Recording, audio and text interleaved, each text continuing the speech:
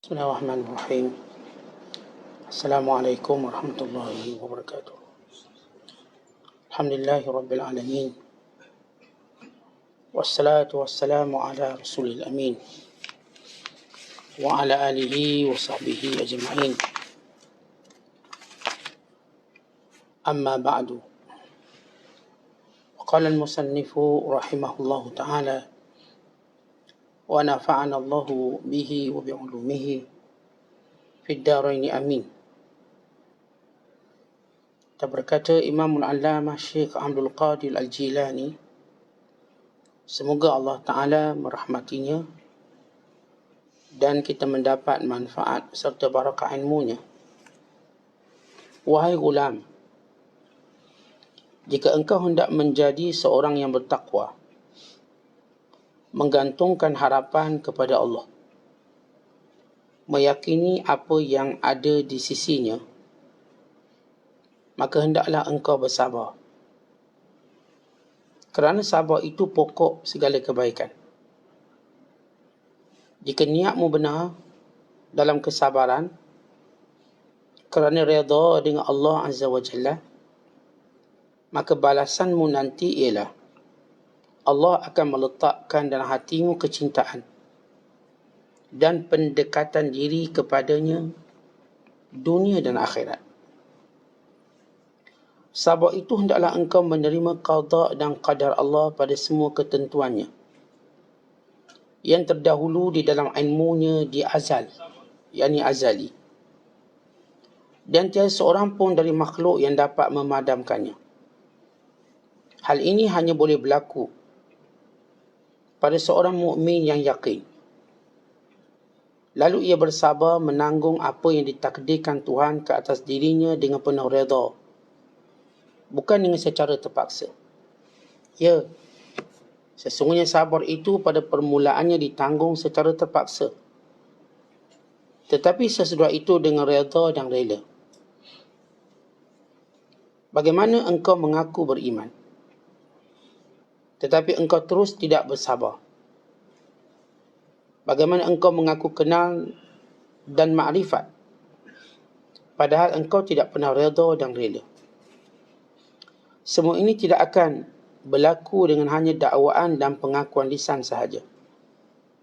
Tidak ada omong kosong dalam hal ini, melainkan sesudah engkau mendatangi pintu Allah dan berbaring di situ, sedang engkau bersabar atas injakan-injakan ketentuan takdir Allah dengan kaki-kaki mudaratnya atau manfaatnya. Ketentuan itu akan menginjak jasad hatimu, bukan jasad tubuhmu. Sedang engkau tetap di tempatmu, tidak bergerak-gerak, seolah-olah engkau seperti orang yang mabuk candu, seolah-olah engkau jasad tanpa roh. Perkara ini memerlukan ketenangan tanpa bergerak, terus menunduk tanpa ingat yang lain, serta ghaib dari manusia tanpa hadir dengan mereka dari segi hati dan rahsia, batin dan makna. Alangkah banyaknya apa yang sudah aku terangkan, akan tetapi kamu tidak pernah mahu mengikutinya. Alangkah banyaknya apa yang sudah aku dedahkan dengan panjang lebar dan aku syarahkan, akan tetapi kamu tidak mahu memahamkannya. Banyak pula apa yang sudah aku berikan, kenapa kamu tidak mengambilnya? Banyak juga apa yang aku nasihatkan, namun kamu memang tidak mahu menerima nasihatku. Alangkah kerasnya hati kamu dan bodohnya tabiat kamu tentang Allah Azza wa Jalla. Sebab jika kamu mengenali Allah dan percaya akan menemui Allah, lalu kamu ingat pula akan maut dan apa yang akan berlaku sesudah maut itu nanti, tentulah kamu tidak akan berlaku seperti ini. Tidakkah kamu pandang kematian ayah bonda kamu, datuk nenek kamu dan kaum kerabat kamu? Tidakkah kamu lihat kematian raja-raja dan pembesar-pembesar kamu?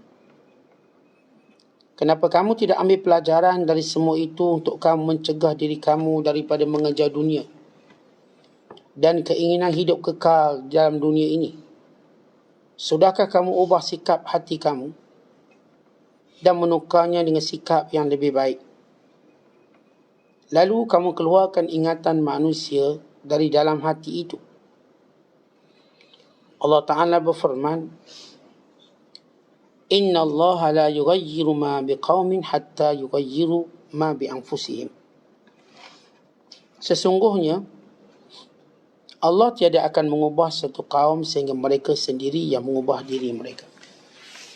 Muslimin dan muslimat yang dirahmati Allah sekalian, masih lagi kita bertafakur dengan nasihat serta wasiat Syekh Abdul Qadir Al-Jilani. Moga ia menjadi iktibar yang berpanjangan, bekalan yang berterusan, dan juga kesungguhan yang tidak pernah futur, yang tidak pernah lemah. Kerana mendengar nasihat ini ialah satu jalan dan satu cara bagi membina diri, bahkan bagi menyucikan diri serta menghiasi diri. Maka kata Syekh dalam nasihat beliau, kalau kita nak menjadi orang yang bertakwa, sebab kita tahu mulia kita di dunia kerana takwa, dan mulia kita di akhirat juga kerana takwa. Bahagia kita di dunia kerana takwa. Dan demikian juga segala kebaikan-kebaikan dunia yang kita perolehi, termasuklah menguasai dunia dengan takwa. Sebagaimana Allah Ta'ala sebut dalam Al-Quran, wal-aqibatu lil muttaqin. Kesudahan semua perkara ialah milik orang bertakwa. Ending ataupun nihayah kesudahan bagi semua perkara, maka orang takwalah yang akan memperolehinya. Maka kalau kita nak segala kemuliaan dunia ini, sama ada buat diri kita secara pribadinya, personalnya, atau keluarga kita, atau masyarakat kita, atau negara kita, maka ia pasti dengan bertakwa. Maka kita perlu mencari jalan-jalan yang menjadikan takwa kita semakin kuat, semakin tinggi, takwa kita semakin subur. Dan kita juga mesti berwaspada dengan perkara yang menjadikan takwa kita lemah. Sehingga kita tidak lagi menjadi insan yang bertakwa walau kita masih Islam, Muslim. Walau kita masih mukmin, tapi takwa kita melalui fasa hakisan yang dahsyat. Ya benar ada orang Islam tapi tidak bertakwa kepada Allah. Bahkan ada orang mukmin tapi masih lagi struggle mencari takwa. Dan takwa berada pada tempat yang khusus. Alladzina amanu wa kanu yattaqun. Orang-orang yang beriman itu adalah mereka yang bertakwa. Orang-orang yang beriman dan mereka itu ialah orang yang bertakwa. Maksudnya, orang-orang yang beriman kesibukannya mencari takwa. Kesibukan dia. Maka kata Syekh Abdul Qadir, kalau nak jadi orang bertakwa, bergantunglah harapan kepada Allah. Itu yang pertama. Gantung harapan pada Allah. Yang kedua, yakin apa yang ada di sisi Allah. Dan yang ketiga ialah sabar. Syekh Abdul Qadir menyebut 3 perkara yang menjadikan takwa kita ni benar-benar tulen, benar-benar asli. Yang pertama ialah bergantung pada Allah. Apakah maksud bila kita sebut bergantung pada Allah? Atau dalam bahasa Arabnya kita sebut tawakul. Bertawakal kepada Allah. Benar-benar semua perkara kita tidak melihat pada kekuatan perkara itu, melainkan pada kekuatan Allah. Kita tidak melihat kepada keindahan perkara itu, melainkan keindahan yang Allah berikan pada kita. Kata kita, bila Allah nak jumpakan kita dengan jodoh, maka Allah indahkan perempuan yang kita lihat. Allah indahkan lelaki yang kita lihat. Lalu dia menjadi jodoh kita. Lalu kita diikat dengan kalimah Allah. Dan dengan segala tanggungjawab. Bukan janji Allah bahawa yang berpasangan di dunia akan berpasangan di akhirat. Maka itu janji Allah Subhanahu Wa Taala. Dia akan berpasangan di akhirat. Selagi mana ikatan dia, hubungan dia benar-benar kerana Allah. Kita pun tengok satu benda. Bila kita dapat jodoh, kerana Allah indahkan isteri kita pada pandangan kita. Dan bagi isteri pula diindahkan suaminya pada pandangannya. Daripada jutaan manusia, ini pilihan dia. Jutaan pasangan atau jutaan lelaki dan perempuan, ini pilihan dia. Baik, siapa yang mengindahkannya? Allah. Itu hakikat sesuatu perkara. Dan demikian juga sesuatu yang menjadikan kita suka atau kita benci. Hakikatnya datang dari Allah. Maka inilah pergantungan pada Allah. Sebab itu kalau kita cuba suka, kita cuba untuk memperoleh sesuatu bukan dengan pergantungan pada Allah, Allah putuskannya. Seorang yang bergantung pada anak-anak, kononnya anak-anaknya akan menjaga dia waktu tua, maka Allah putuskannya. Seorang yang berkata bahawa kawan-kawannya akan menolong membantu ketika susah, Allah putuskannya. Seorang yang berkata keluarganya yang akan backup, support, Allah putuskannya. Seorang yang berkata penyokongnya akan menyokongnya, Allah akan putuskannya. Maka demikian Allah Ta'ala akan memutuskan setiap pergantungan yang lain dari Allah. Cuma cepat atau lambat. Orang yang bertakwa pada Allah, maka Allah akan mempercepatkannya. Supaya dia tidak mengalih perhatiannya melainkan pada Allah. Dia tidak sayang pada sesuatu perkara yang bukan kerana Allah, melainkan Allah akan mendatangkan kebencian daripadanya atau daripada yang lain. Supaya dia tidak ada hubungan dengannya. Supaya dia benar-benar melihat pergantungan pada Allah. Sebab itu, sebelum kita rasakan kepedihan diputuskan pergantungan, sebaiknya kita putuskan sekarang. Maksudnya ialah bukanlah maksudnya seorang yang tadi tak nak kawan, tak nak ada anak, tak nak ada isteri. Bukan begitu. Artinya bila dia melihat isterinya, melihat anak-anaknya, melihat hartanya, melihat pangkatnya, maka dia berkata semua ini datang dari Allah. Allah yang menjadikan saya bahagia. Allah yang menjadikan saya hari ini berada pada kedudukan ini. Bukan harta ini. Bukan pangkat ini. Bukan anak ini. Bukan isteri ini. Bukan kawan-kawan ini. Bukan saya jadi hebat kerana adanya orang berada di sekeliling saya. Bukan. Allah menguji saya. Tentu kalau dari awal kita tahu ini semua dari Allah, sebagaimana Allah berfirman, Kul kullum min indillah. Katakan semua benda dari Allah. Kita tahu dari awal, kita tak akan rasa azabnya bila diputuskan sesuatu yang kita suka. Orang kafir, Allah akan memutuskan semuanya sampailah di akhirat kelak. Sebagaimana Allah berfirman, wa taqatta'at bihimul asbab, dan diputuskan segala sebab yang selama ini dibanggakan. Semua tak ada. Isteri, anak-anak, harta, pangkat, diputuskan. Cukup bila mana dia mati, diputuskan sebab. Apa terjadi akhirat kelak. Bukan sebab itu memusuhi dia. Kawan musuh dia, keluarga musuh dia. Jadi pergantungan kita pada Allah biar jelas. Orang yang bergantung pada Allah, orang ni takkan sombong. Yang kedua, takkan putus asa. Kerana yang sombong, yang melihat pergantungan pada sebab. Tetapi, yang melihat pergantungan pada Allah, kerana dia tahu bahawa yang paling Allah benci ialah sombong. Paling Allah benci. Maka dia dah buang awal-awal perkataan ataupun perkara ini. Maka bila seorang itu benar bergantungan dengan Allah, maka dia takkan sombong. Kita kenal orang ni. Yang kedua, dia takkan putus asa. Macam mana pun musibah mendatangi dia, dia tak pernah putus asa. Dia tidak pernah menjadi orang yang lemah. Kerana orang bertakwa itu orang paling kuat. Apa pun berlaku dalam hidup saya teruskan. Dengan perintah Allah yang masih berbaki dalam usia saya. Saya bukan kerana adanya orang tertentu. Bila tak ada, saya pun lemah beribadat. Lemah untuk bertakwa pada Allah. Tak, ia berterusan. Kerana ia sejajar dengan usia saya. Kalau Allah nak beri usia saya lebih panjang daripada orang yang berada di bawah saya. Maka selagi mana ada usia, saya tahu saya ada tanggungjawab. Saya tahu saya mesti bekerja keras untuk mendapat redha Allah Ta'ala. Ini menjadikan saya tidak ada waktu untuk berputus asa. Melainkan bangun bekerja. Sebagaimana Allah ajar kepada kita. Bila Allah menyebut alam nashrah laka sadrak wa wada'na anka wizraka alladhi anqadha zahrak wa rafa'na laka dhikrak fa inna ma'al usri yusra inna ma'al usri yusra fa idza faragta fansab fa idza faragta fansab. Bila mana kamu selesai, terus bangun untuk melaksanakan tugas-tugas dan tanggungjawab. Maknanya orang beriman, dia tak ada istilah selesai kerja ni sampai bertemu Allah. Selesai yang ni, kita bangun pula buat yang ni. Selesai yang ni, bangun pula buat macam ni. Umpama seorang ibu yang amat bertanggungjawab.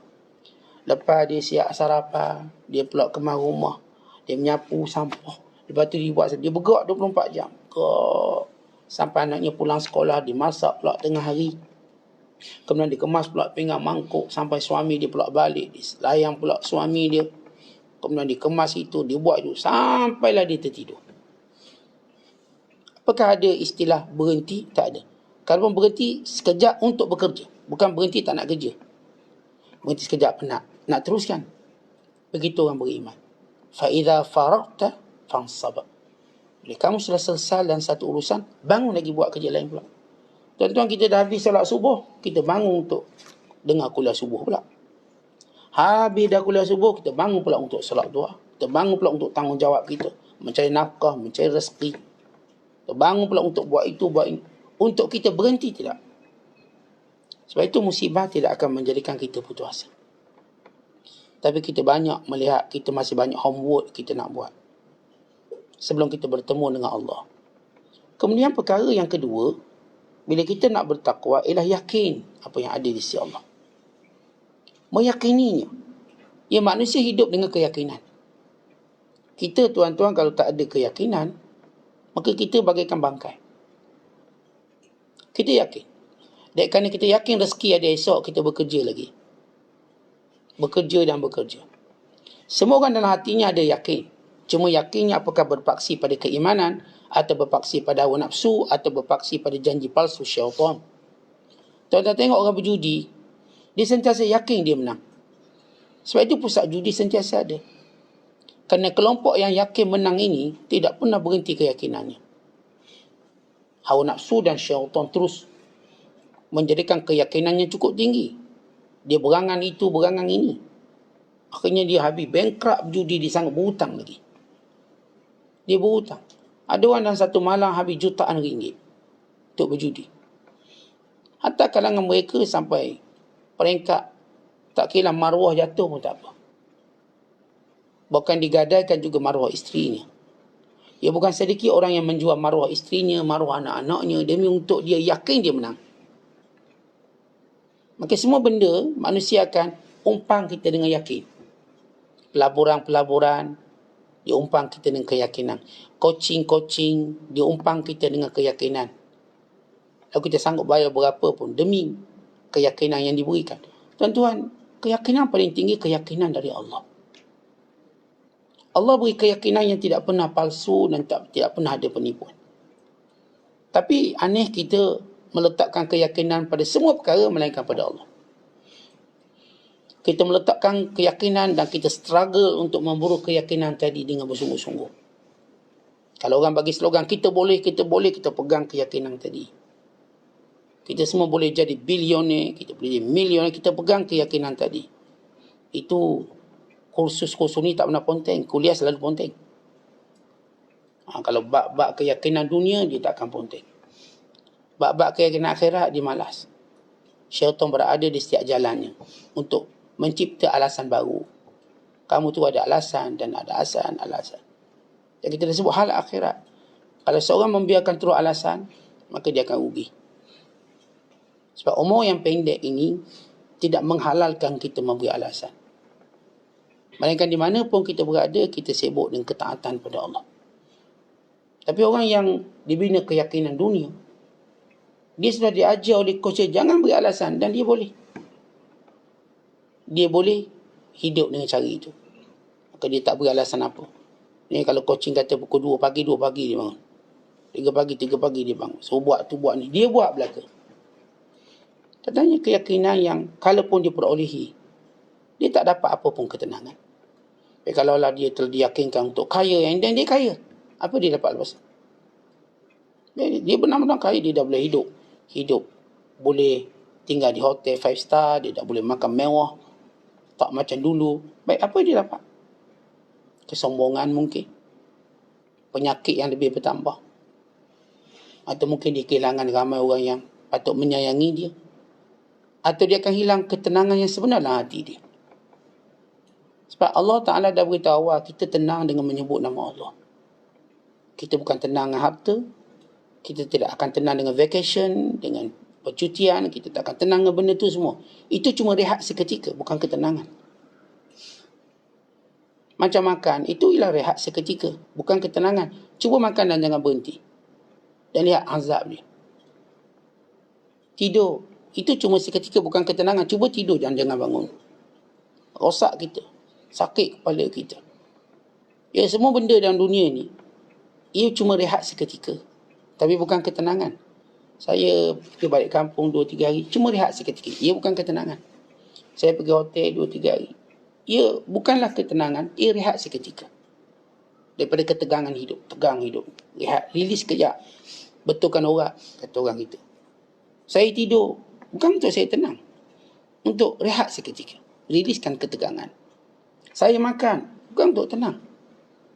Untuk rilis seketika. Sebab kalau benar benda tu tenang, kita bila makan kita tak berhenti, kita lihat mudaratnya besar. Kita berhenti tak berhenti, lihat mudarat besar. Yang melakukan seks tanpa henti, lihat mudarat yang besar. Dan ini telah disebut oleh Imam Asy-Syafi'i rahimahullah. Di antara perkara yang akan merosakkan kita. Makan atas makan, tidur atas tidur, seks atas seks. Maksudnya ialah, yang berterusan makan, dia akan mudarat. Yang berterusan tidur, dia akan mudarat. Yang berterusan melakukan seksnya, dia akan mudarat. Dia tak akan lagi rasa tenang. Sebab semua benda-benda yang kita namakan tenang kat dunia, dia cuma kerehatan seketika. Atau disebut dalam bahasa Arab, muhlah. Muhlah sekejap. Betul orang lah. Kita pun balik kampung 2-3 hari, betul orang.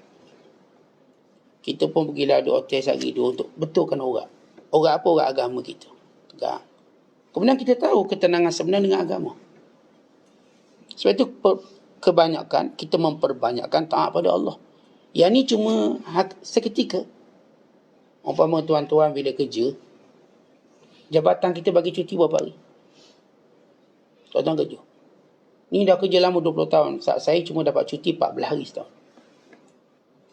Yang ni pula 21 hari setahun. Itu pun jabatan nak suruh kita, kalau awak tak cuti, kita bayar gaji sebab awak tak cuti. Bersungguh jabatan nak suruh kita kerja. Jangan cuti. Untuk kepentingan syarikat. Tetapi Allah Ta'ala menyuruh kita bersungguh dalam ibadat untuk kepentingan kita. Ibadat jangan cuti. Sebab itu kita solat 5 waktu, mana pernah cuti? Tak pernah cuti. Kalau dapat cuti pun kerana sebab tertentu. Wanita yang haid sebagai contoh. Mereka dapat cuti secara fitrah. Tak nak ada hikmah. Namun kalau dalam bab puasa, mereka juga tak boleh cuti. Mereka kena qada balik. Kena qada semula. Baik, kita dalam ibadat, kita tak ada cuti. Kita buat dan buat dan buat. Sebab itulah kerehatan kita. Manusia boleh putuskan hubungan beribadat pada Allah, maka keyakinannya mula menyusut. Tuan-tuan, bila kita lihat seorang bersungguh-sungguh dalam ibadat, kita tahu yakin dia tinggi. Yakin dia tinggi. Dia bukan sekadar tak tinggal, apa yang dia buat ditambah lagi. Daripada solat wajib, pada solat sunat, pada mengaji Quran, pada zikir, kita tahu dia sedang mempunyai keyakinan yang tinggi. Kalau orang semua slow benda ni, kita tahu dia ada masalah keyakinan. Dia dah slow, kuliah-kuliah pun slow, dia ada masalah keyakinan. Masalah solat-solat pun tak berapa nak rajin, baca Quran tak berapa nak rajin, berzikir tak berapa nak rajin, maka dia ada masalah keyakinan. Dan bila dia ada masalah keyakinan, maka dia berada dalam keadaan yang membahayakan dirinya. Bukan membahayakan orang sekeliling dia. Sebab itu tuan-tuan, Allah tak benarkan kita berhenti ibadat. Tak benarkan. Sebab ia persoalan keyakinan. Seorang bila berhenti beribadat, yakinnya hilang. Menafikan kepentingan ibadat, maka dia terus kafir. Kafir bukan memberi maksud sekadar makna tutup, tapi memberi maksud orang tidak ada keyakinan. Orang tak ada keyakinan pada Allah, itulah kafir. Sebab itu kita nak yakin dengan apa yang ada di sisi Allah. Kalau hari ni saya tak dapat rezeki, saya yakin esok ada rezeki saya. Kalau hari ni saya tak dapat bahagian saya akan dapat bahagian saya suatu hari nanti. Yakin saya. Bila Allah datangkan suatu ujian pada saya, yakin ada kebaikan ujian ini. Yakin saya. Sebab itu saya boleh melalui ujian ini. Maka yakin tidak pernah berhenti dalam jiwa orang beriman. Dengan apa yang ada di sisi Allah. Dan yang ketiga ialah sabar. Sabar. Bila kita nak bina takwa, kita kena sabar. Sabar dalam ibadat. Sabar dalam taat. Sabar dalam meninggalkan maksiat. Sabar dalam melakukan perintah Allah. Sabar dalam musibah. Sabar dalam perkara yang tidak cocok dengan hati kita dan hawa nafsu kita. Sabar dengan kerana makhluk. Sama ada anak atau pasangan kita. Bukan sabar dengan apa pun yang ada sekeliling kita. Kerana sabar itu, kata Syekh, pokok segala kebaikan. Asas kepada setiap kebaikan. Kerana kebaikan tadi, umpama pokok. Tuan-tuan bila tanam pokok, tuan-tuan tak akan nampak buahnya. Melainkan tuan-tuan kena sabar. Kita membaca sampai dia besar. Sabar lagi tunggu. Tunggulah 3 tahun. Kadang-kadang dari awal dah diberitahu pokok ni 5 tahun baru berbuah. Maka saya setiap hari siram pokok ni. Saya setiap hari baca pokok ni. Dan kadang saya tahu dia 5 tahun baru berbuah. Kita letak waktunya. Dan bila dah sampai 5 tahun tiba tak berbuah, saya masih ada sabar.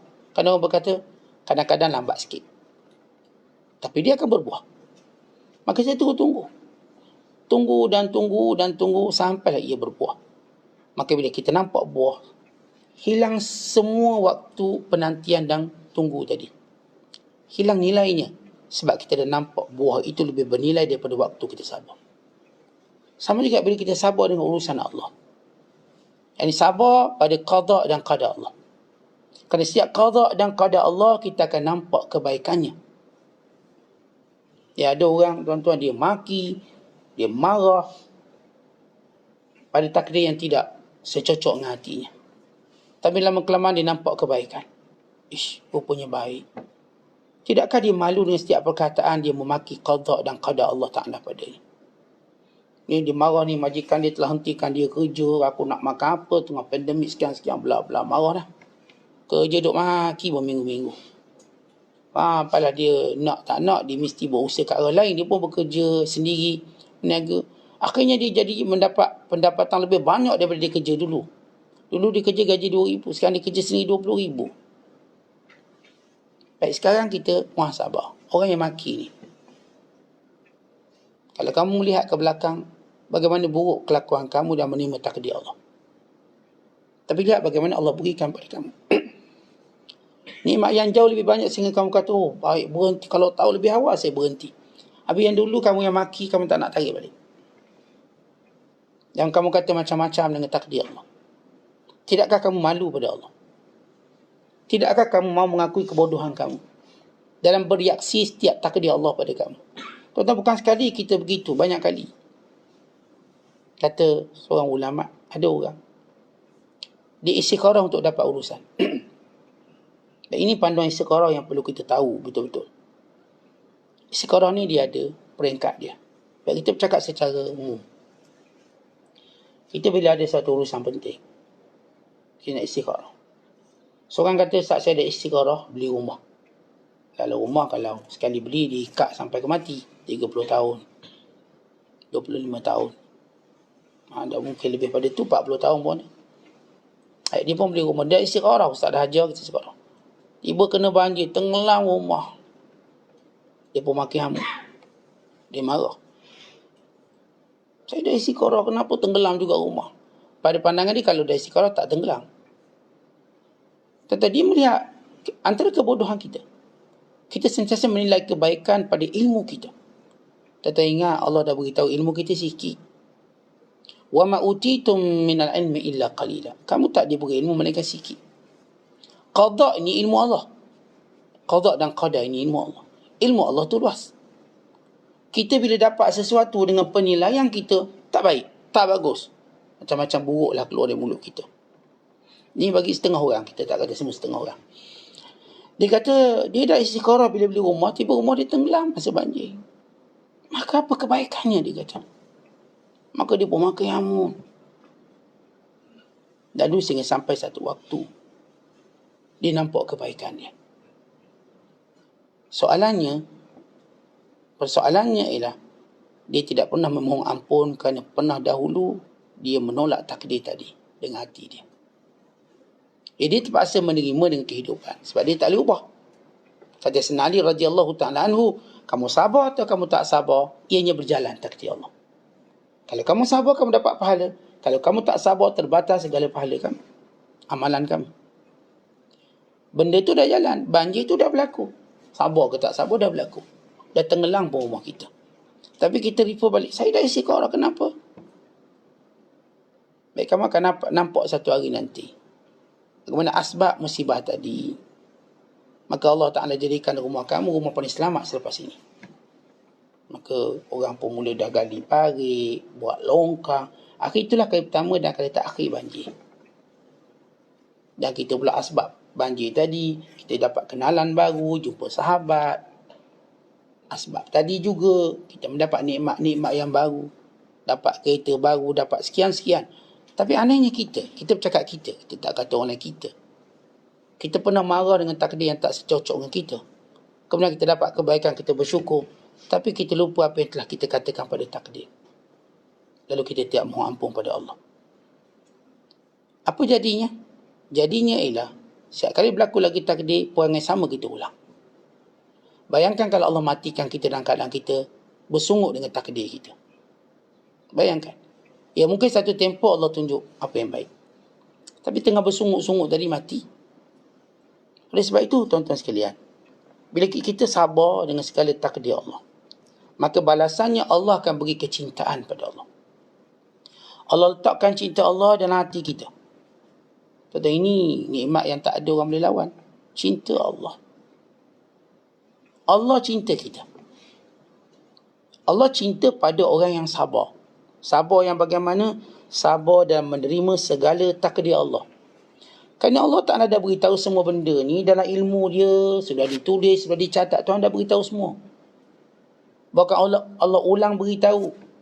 Kita dalam perut nanti datang pula malaikat, bila dia tiup roh, ditulis tentang 4 perkara. Ditulis tentang ajal kita, ditulis tentang rezeki kita, ditulis tentang usia kita, ditulis tentang apakah bahagia atau celaka, sa'idun am syaqi. Ditulis semua. Ajal ditulis, rezeki ditulis, bahagia ataupun sebaliknya telah ditulis oleh Allah Ta'ala. Ditulis tentang rezeki kita. Baik kali kita dah tahu, Allah dah tetapkan semua. Untuk apa kita marah? Kerana itu kata Umar bin Abdul Aziz, ma kuntu ala halin min halati dunya fayasuruni anni ala ghairiha. Kalau aku berada dalam satu keadaan daripada keadaan dunia, aku tak suka aku berada pada keadaan yang lain. Maksudnya, bila Allah dah takdirkan berada dalam keadaan ini, aku tidak berfikir keadaan lain lebih baik daripada apa yang aku ada sekarang. Contoh, kita sakit. Kalau saya sihatkan bagus, tak, sakit itu bagus. Kita kan kalau sakit, kita tengok Allah, Ustaz, saya 2-3 hari ni sakit, tu tak pergi kuliah Ustaz. Tapi masa sihat pun tak pergi juga. Cuma ni berazam untuk pergi. Kalaulah saya sihat, kita kata jangan berkalau-kalau. Sakit itu baik untuk kamu. Nikmatilah kebaikannya. Macam mana kita nak nikmati salah takdir Allah pada kita yang kita tak nampak baik? Muhasabah diri kita dan takdir Allah. Kata Umar bin Abdul Aziz, kalau aku berada pada satu keadaan, aku tak nak Allah ubah aku. Biar aku berada di situ. Biar aku redha dengan keadaan itu. Ini penting kita tahu tentang takdir Allah. Dan beliau juga berkata, asbahtu wa ma li sururun illa fi mawadi'il qada wal qadar. Setiap hari aku bergembira dengan apa pun yang Allah takdirkan pada aku hari ini. Aku gembira. Aku bersedia untuk bergembira dengan apa pun. Umpama kita tuan-tuan berada di hadapan orang paling kita sayang, dan kita tahu dia sayang kita, dan dia berkata aku nak beri sesuatu. Kita kata beri apa pun saya suka.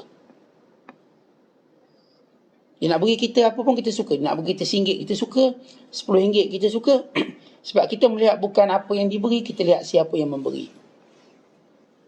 Dan dulu saya bila tuan guru saya, Dr. Solah Zaidan,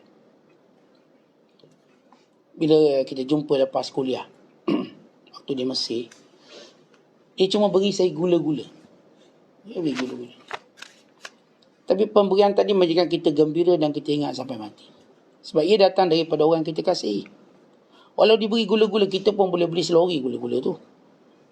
Tapi tak sama dengan orang yang beri tadi. Tentang yang beri kita ni, takdir ni, ialah Allah. Allah yang sayangkan kita lebih pada mak ayah kita sayang pada kita.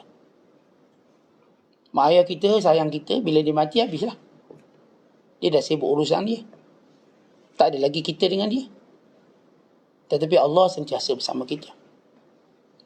Mak ayah kita nanti akhirat dia pun cemas untuk menyelamatkan dirinya. Kerana masing-masing akan cemas.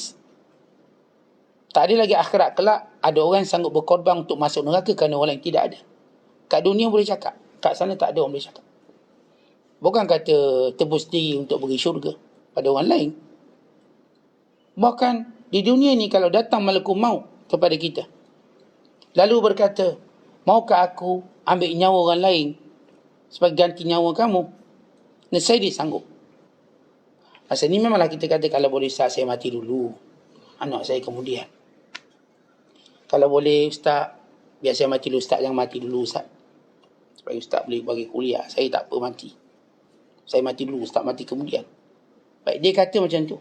Tiba-tiba datang malaikat maut.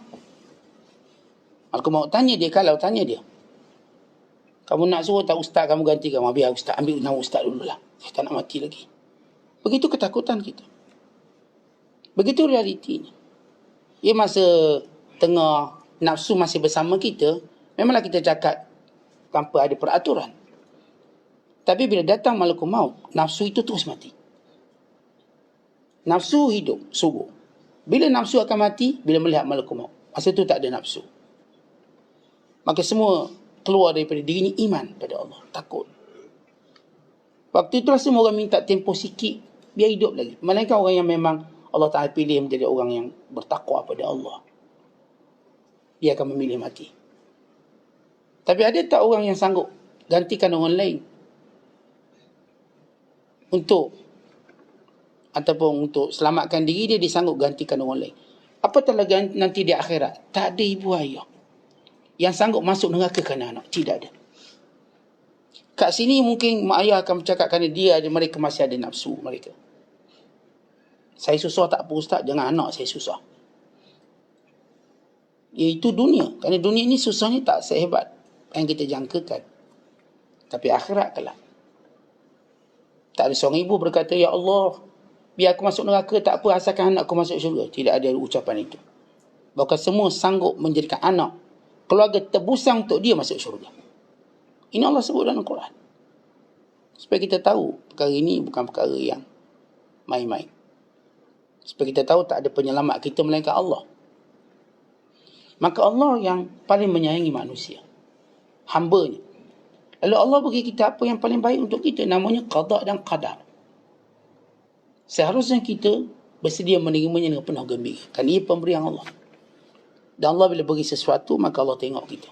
Sebab itu kata Imam Abdul Wahid bin Zaid radhiyallahu ta'ala anhu, ar-ridha babullahil a'zam wa jannatud dunya wa mustarahul abidin.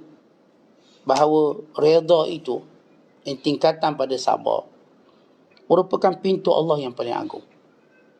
Seorang yang mampu sabar sehingga dia redha. Sebab tahap kita tuan-tuan tiga. Pertama sabar, yang kedua redha, yang ketiga ialah cinta. Pertama ialah sabar, redha dan hub. Hub ini peringkat tertinggi, di mana seorang melihat satu takdir tadi dengan penuh kasih sayang, penuh gembira. Sabar, orang yang tahan diri daripada bercakap perkara yang Allah larang. Seorang bila kena musibah, dia tak maki hamun, dia bersabar. Seorang kena musibah, dia tidak mencela-cela orang lain, maka dia sedang bersabar. Bila redha, dia kata ini lebih baik pada aku. Dan kadang dia belum nampak apa yang lebih baik. Dia cuma yakin tadi. Tapi bila sampai peringkat mahabbah, cinta, dia tahu ini baik pada dia. Maka dia tidak mahu yang lain. Ini baik. Kalau dia bisnes rugi, dia tahu ini baik untuk saya. Saya tidak akan nak untung. Bila Allah takdirkan saya rugi, saya pilih rugi ini. Ini baik untuk saya. Untuk saya muhasabah, untuk saya berfikir lebih baik. Dia tak kata, kalaulah saya buat macam ni, taklah rugi macam ni. Tak. Ini takdir Allah, saya suka. Allah nak beri saya ilmu di sini. Allah nak beri pengajaran pada saya di sini. Allah nak ajar saya hamba, rendah diri. Allah nak ajar bahawa semua ini bukan datang dari diri saya, dari Allah. Dia nampak bagus. Saat saya bersyukur hari ni saya rugi. Kenapa? Sebab saya belajar banyak perkara. Kan dahulu saya fikir kalau untung ni kerana saya pandai. Tapi bila saya rugi baru saya tak pandai. Tapi ini adalah rezeki dari Allah. Dulu saya fikir begitu, begini. Rupanya fikiran saya meleset yang salah. Kerana itu tuan-tuan sekalian, untuk kita terus mampu bersabar, kita berdoa sebagaimana diajar oleh para ulama. Antara doa yang masyhur yang diajar kepada kita oleh Umar bin Abdul Aziz, doa yang berbunyi, Allahumma raddini biqadaika wa barik li fi qadrika hatta la uhibba ta'jila syai'in akhartahu wa la ta'khira syai'in ajjaltahu. Ya Allah, redakan aku dengan segala qada'mu dan berkati aku pada setiap qadarmu, sehingga aku tidak suka menyegerakan apa yang engkau ingin lewatkan atau melewatkan apa yang engkau ingin segerakan. Ini Allah, jadikan aku redha dengan qada'mu dan berkatilah aku setiap qadar yang kau tentukan padaku, sehingga aku tidak suka untuk benda itu cepat sekiranya engkau inginkan lambat, atau lambat sekiranya engkau ingin cepat. Maknanya cepat dan lambat bukan dalam perkiraan aku. Kalau ia memang datang daripadamu, maka aku terima. Tak adalah bila datang, kenapa lambat sangat? Atau kenapa cepat sangat? Tak ada istilah lambat atau cepat. Kerana ini pilihan Allah, maka ini terbaik. Tak ada istilah kenapa Allah bagi saya lambat sangat. Tak ada. Kita tak fikir kalau Allah bagi saya cepat. Tak, yang lambat ni bagus. Atau dapat cepat. Ada orang, tuan-tuan, dia kaya dulu, kemudian miskin kemudian. Kalau saya kaya kemudian akan bagus, kenapa saya cepat kaya? Ada orang memang dia kaya dulu, kemudian last kali dia tak kaya.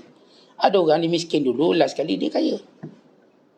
Tapi yang dicabut kekayaannya di akhir-akhir usia, dia kata, Allah, kenapalah aku ni kaya awak sangat. Kalau kaya lambat kan bagus. Taklah merempak macam hari ni, misalnya. Jawapannya tidak. Bagi orang yang benar-benar redha dengan qada Allah, semuanya itu baik untuk dia. Kita, tuan-tuan, sama ada benda yang Allah segerakan pada pandangan kita, di sisi Allah semuanya itu kerana waktunya dah sampai. Tapi kita ni melihat benda itu cepat lambat. Lalu kita menyesali cepatnya ataupun lambatnya. Jawapannya, dalam menerima qada dan qadar, kita tak ada istilah cepat atau lambat. Kerana ia waktunya tak apa. Dah anak kita dapat jodoh awal dapat jodoh, itu waktu dia. Itu lebih baik untuk dia. Ni anak ni pula lambat pula jodoh. Oh, tak tahu Ustaz, kenapa lambat? Ni kalau kahwin awal anak saya, cucu saya dah 40 orang kali. Lambat ni. Tak. Itu baik untuk dia. Maka setiap perkara, tuan-tuan, kita lihat baik dan juga bagus untuk kehidupan kita. Sebab itu dalam bersabar dengan segala takdir Allah Subhanahu Wa Taala ini, itulah tanda kita ada makrifat. Itulah tanda kita redha dan kita rela dengan apa yang Allah Ta'ala takdirkan. Itulah maknanya kita beriman pada Allah bukan dengan dakwaan. Sebab siapa pun dakwa saya beriman, saya suka Allah, saya sayang Allah, saya nak masuk syurga, tidak semudah itu. Semua dakwaan akan dibuktikan sejauh mana kamu terima. Dia akan menyentuh hati kamu, bukan badan kamu. Seorang berkata saya beriman pada Allah, maka Allah pasti uji dia. Sehingga benar-benar yang berkata dia beriman pada Allah bukan bahasa mulutnya, dan juga bukan bahasa badannya, tapi bahasa hatinya. Saya boleh cakap saya beriman. Saya boleh cakap saya sayang Allah, saya sayang Rasulullah. Dan badan saya juga boleh bercakap demikian. Tapi apakah hati saya benar? Maka Allah akan datangkan ujian demi ujian, sehingga tidak mengubah kasih sayang saya pada Allah, dan tidak mengubah keyakinan saya pada Allah, dan tidak melunturkan seinci pun kesabaran saya kepada Allah. Maka sabar saya, redha saya, cinta saya tak pernah berubah. Orang ni mula bercakap dengan bahasa hatinya, iaitu bahasa yang Allah pandang. Tuan-tuan, bahasa mulut dipermainkan oleh munafik. Bahasa badan juga dipermainkan oleh golongan-golongan hipokrit, pelakon-pelakon. Boleh saja seorang menunjukkan dengan rupa badannya, dia warak, zuhud, dia segala-galanya. Tapi bahasa hati yang akhirnya bertutur jua. Bahasa hati ini akan membuktikan benarkah kamu dengan Allah. Dan bahasa hati ini kita dapat dengarnya. Kita dapat mendengar suaranya. Walaupun sejauh mana pun. Bila dia ditimpa dengan ujian, bila ditimpa dengan musibah, maka ketika itu badan dah long lay untuk berbicara. Lidah juga keluh untuk berbicara. Tetapi hati yang bertakwa, waktu itu akan berbicara dengan sefasih-fasih perkataan. Kerana benar-benar hatinya hati yang selamat. Yang disebut oleh Allah, illa man atallah biqalbin salim, malaikat orang yang datang pada Allah dengan hati yang sejahtera.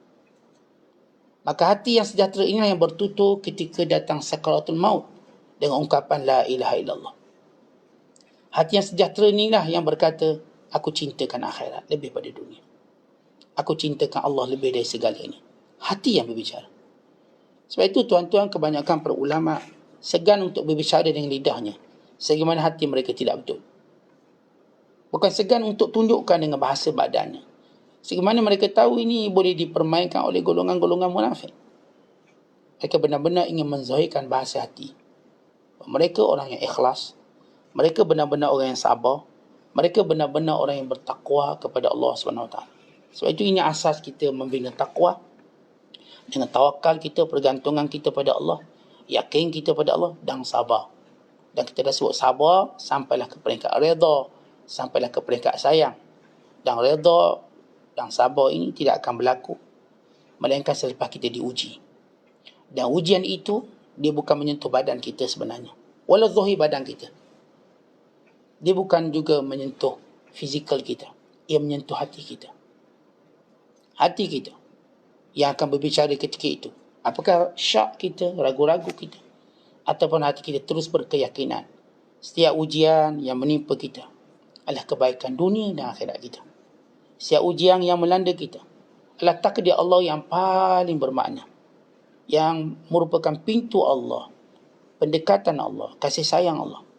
Seorang tidak pernah bila diuji, bila dia dibalun dengan ujian Allah, bila dia disengat oleh ujian Allah, dirotan dengan ujian Allah, dengan mengatakan, melainkan dia kata Allah sayang saya. Jadi itu Allah sebut melalui lidah Nabi-Nya sallallahu alaihi wasallam, man yuridillahu bi khairan yusib minhu. Siapa yang Allah inginkan kebaikan padanya, Allah timpakan musibah. Kenapa? Allah suka berbicara dengan bahasa benar, bahasa hati. Allah tidak suka berbicara dengan bahasa lidah kita. Kan lidah ni kuat menipu. Hati tidak menipu. Maka Allah, bila dia nak angkat darjat seseorang, maka dia datangkan ujian supaya bahasa hatinya dapat berkata, bertutur dengan Allah SWT, menyerahkan kepada Allah, bertambah keyakinan pada Allah, dan melihat takdir ini baik untuknya, dunia dan akhirat. Wallahu bissawab. Assalamualaikum.